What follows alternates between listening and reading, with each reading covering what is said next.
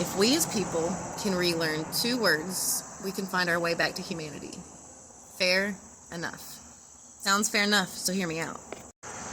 So it's more than just saying the words fair enough. It's about keeping the meaning in mind while we're using them.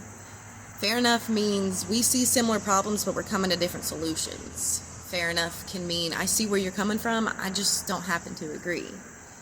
Fair enough can also look like, hey, that point's valid. How would that play out? Because it's an open-ended response versus a shutdown response, like an insult, a tear down. Maybe you can't keep discussing it in that moment and we need to take a corner because we're feeling passion, but it's not shutting the conversation down so that you can't come back to it. And using the words, that's where we'll create this space of common ground where solution-minded people are willing to continue on the conversation to the distance of resolution.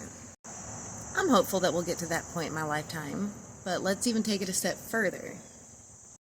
Once we've done this and created the space, now we need to fill it with critical thinkers, free thinkers. We need to make sure that it's based in reality, backed with reasoning, with resolution being the goal. And of course, with every new idea, there will always be a hater, which is their right, and they're allowed to say that. It is also our responsibility to call indecent using our free speech.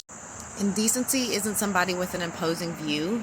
It's somebody whose goal is to only tear down your created idea without adding a counter idea. They're not adding into the conversation, they're only destroying. And that should be considered indecent because it is. There's no place for that in our marketplace of free ideas. How can you silence somebody who's not saying something or adding something? At a certain point, it's just more like I'm ignoring a tantrum because it's just a spectacle. It's completely fair enough if you don't like an idea, but it should be considered indecent to tear down stepping stones without offering an alternate path. I don't know if we're going to see that in our lifetime. I'm praying and I'm hopeful, but I will consider myself blessed to be a generational stepping stone towards my kids and my grandkids reaching that goal.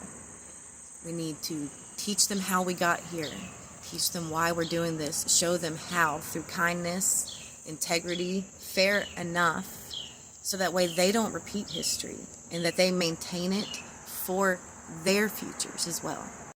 So, what do you think? Sound fair enough? Let me know down in the comments, y'all. As always, praise Jesus every day.